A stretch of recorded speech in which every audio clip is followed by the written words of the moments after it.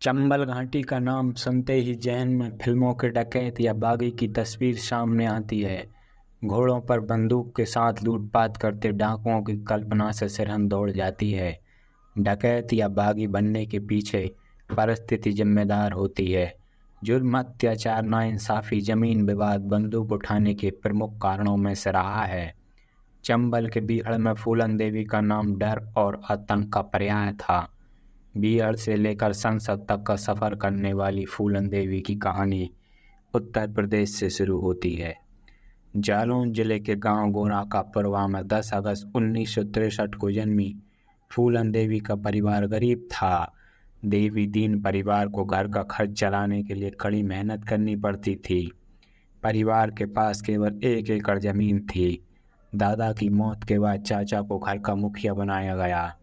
चाचा ने बेटे संग मिलकर फूलन देवी के पिता की जमीन हड़प ली। चाचा की बेईमानी का पता चलने पर फूलन देवी ने खेत में धरना दिया। नौबत चाचा के साथ हाथापाई तक पहुंच गई।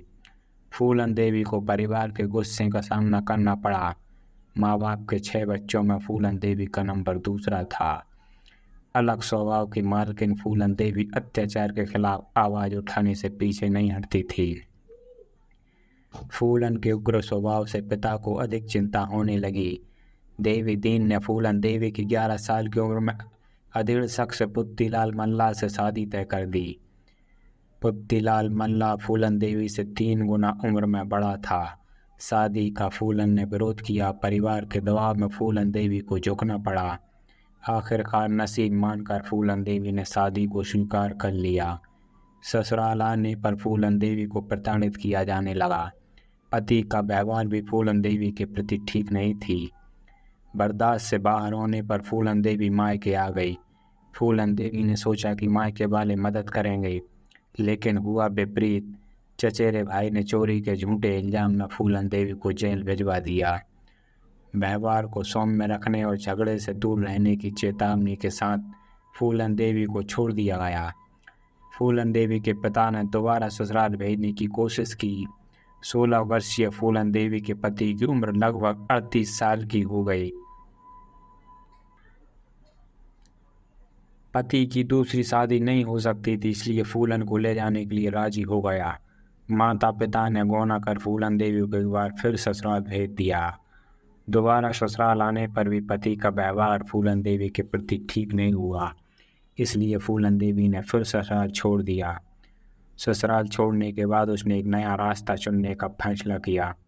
20 वर्ष की उम्र में रिश्तेदार की मदद से डाकुओं की गैंग में फूलन देवी शामिल हो गई। डाकुओं के गिरोह में आने पर भी फूलन देवी की मुसीबतें कम नहीं हुई। गिरोह के सरदार बाबू गुर्जर का दिल फूलन देवी पर आ गया। फूलन देवी को हासिल करने की कोशिश में लगा रहा। सफलता नहीं मिलने पर उसने फूलन देवी के साथ जबरदस्ती करने की कोशिश की। घटना का विरोध गैंग के सदस्य विक्रम मल्लाह ने किया। नहीं मानने पर विक्रम मल्लाह ने बाबू गुर्जर की हत्या कर दी। बाबू गुर्जर की मौत के बाद विक्रम मल्लाह गैंग का सरदार बन गया। विक्रम मल्लाह की गैंग में 2 सगे भाई श्री राम और लाला राम ठाकुर शामिल हुए थे। बाद में विक्रम मल्लाह की उन्होंने हत्या कर दी और फूलन देवी को अपने गांव बेमई ले गए। बेमई लाकर फूलन देवी के साथ बंद कमरे में गैंगरेप किया। गैंगरेप का पता चलने पर पुराने साथी छिपते हुए बेमई पहुंचे और फूलन देवी को निकाल कर ले गए। बेमई से निकलने के बाद फूलन देवी ने खुद का गैंग बनाने की सोची। उसने डाकू मानसिंह मल्ला के साथ मिलकर पुराने साथियों को इकट्ठा किया और गैंग की सरदार बन गई। 14 फरवरी 1981 को फूलन देवी पुलिस की वर्दी में बेमई गांव पहुंची। गांव में शादी समारोह की काफ़ी गहमागहमी थी।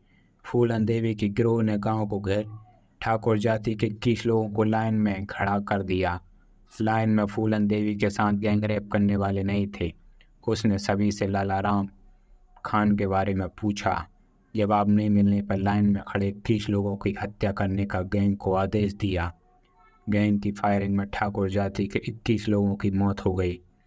21 लोगों की मौत के घाट उतारकर फूलन देवी ने गैंगरेप का बदला लिया।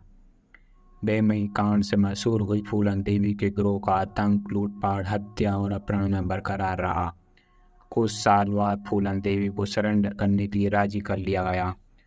उत्तर प्रदेश की पुलिस फूलन देवी की जान की दुश्मन बनी हुई थी।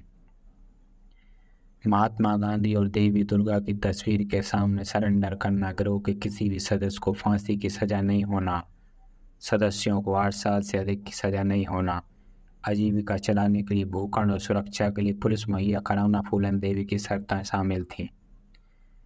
मध्य प्रदेश के तत्कालीन मुख्यमंत्री अर्जुन सिंह के सामने फूलन देवी ने हथियार डाल दिया।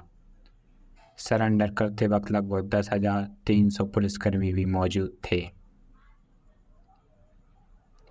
गिरोह के सदस्यों ने भी हथियार डाल दिया। फूलन देवी पर 22 कत्ल, 30 लूटपाट और 18 अपहरण के मुकदमे चलाए गए।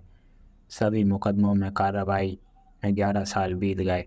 1993 में उत्तर प्रदेश की मुलायम सिंह सरकार ने सभी मुकदमे हटाकर फूलन देवी को बरी कर दिया।